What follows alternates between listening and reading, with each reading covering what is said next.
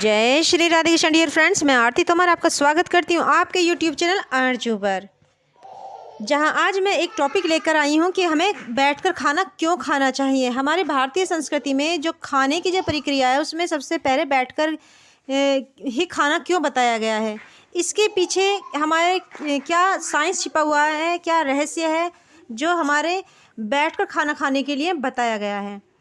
तो आइए वीडियो शुरू करते हैं। पर लेकिन वीडियो शुरू करने से पहले मैं आप सभी से अनुरोध करना चाहूँगी कि अगर आपको मेरी वीडियो पसंद आती है तो प्लीज़ वीडियो को लाइक करना, शेयर करना और चैनल को सब्सक्राइब करना ना भूलें। तो आइए वीडियो शुरू करते हैं। सबसे पहले हम धार्मिक कारण बताएंगे। धार्मिक कारण में क्या है कि जो हम खाना खाते हैं तो हमारे धार्मिक रीति रिवाज में भी ये कहा जाता है कि भोजन को हमेशा सम्मान के साथ खाना चाहिए। यानी कि जैसे कि आप खाना खाते हैं तो पैरों में जूते चप्पल नहीं होने चाहिए, आराम से रिलैक्स होकर बैठकर एक आसन पर बैठकर और भोजन को अपने आसन से ऊंचे स्थान पर रखकर तब भोजन करना चाहिए। जैसे चौकी वगैरह पर रखकर और नीचे आप आसन लगाकर, यानी कि आप आसन पर बैठे और चौकी पर भोजन को रखकर, यानी पटरी या चौकी पर आप भोजन को रखकर तब भोजन करें।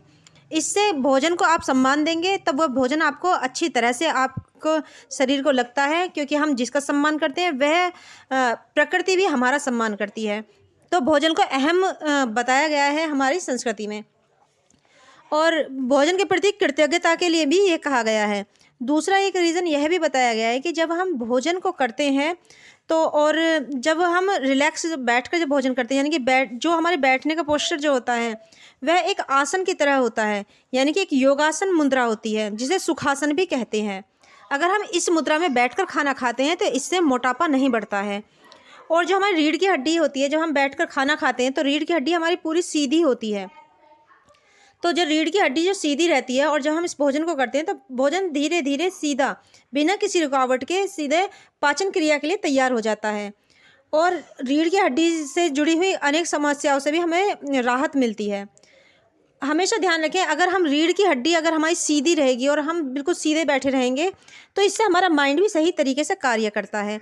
इस बात को साइंस भी मानता है कि अगर आप अपनी रीढ़ की हड्डी को सीधा रखकर बैठते हैं, खाते हैं या कोई भी कार्य करते हैं और रीढ़ की हड्डी बिल्कुल सीधी है आपकी, तो इससे आपकी चिंता कम होगी और आपके जो फालतू के जो विचार मन में आते हैं वह कम हो जाते हैं, और जो ज़्यादा क्रोध की भावना होती हैं वह भी धीरे धीरे समाप्त होने लगती हैं।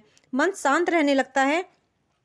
और इसका एक रीज़न यह भी है कि हम जब बैठकर भोजन करते हैं कि अगर हम गलत तरीके से बैठकर भोजन करते हैं तो इससे हमारी पाचन क्रिया पर इफ़ेक्ट डलता है, यानी कि हमारी पाचन क्रिया पर गलत प्रभाव पड़ता है। खाना देरी से पचता है और जिससे कि हमारे पेट की अनेकों समस्याएं, अनेकों बीमारियां होने का खतरा बना रहता है। एक बात और यह है कि अगर हम बैठकर सीधे अगर अपनी रीढ़ की हड्डी को सीधा रखकर बैठते हैं तो इससे क्या होता है, हमारे जो कमर की जो हड्डी होती है उसके निचले भाग पर दबाव पड़ता है। इससे शरीर को आराम मिलता है और सांस थोड़ी मध्यम पड़ जाती हैं, और इससे आपका रक्तचाप यानी कि जो ब्लड प्रेशर होता है वह सामान्य हो जाता है।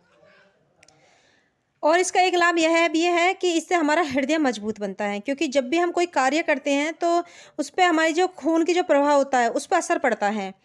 जब हम खाना खाते हैं तो इस पर भी हमारा जो खाना जब पचता है, जब हमारा खाना खाते हैं, खाना जब पचता है, ये जो भी प्रक्रिया होती है उसमें खून का जो प्रभाव होता है उसका काफ़ी योगदान होता है। और जब खून का प्रवाह का योगदान होगा तो आप समझ सकते हैं कि इससे यह हृदय से संबंधित होता है।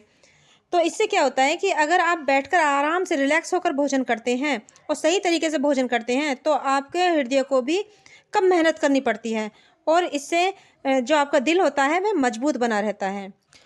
इसका एक लाभ यह भी है कि अगर आप अपने जूते चप्पल उतार कर जब बैठते हैं और भोजन को रिलैक्स होकर खाते हैं तो यह भी कहा जाता है कि इससे मंगल प्रसन्न होता है, यानी कि मंगल का प्रभाव कम हो जाता है, दुष्प्रभाव जो होता है वह कम हो जाता है, जिससे कि मनुष्य की जो मानसिक शांति बनी रहती है और उसका चिड़चिड़ा स्वभाव में भी यानी कि सुधार आने लगता है।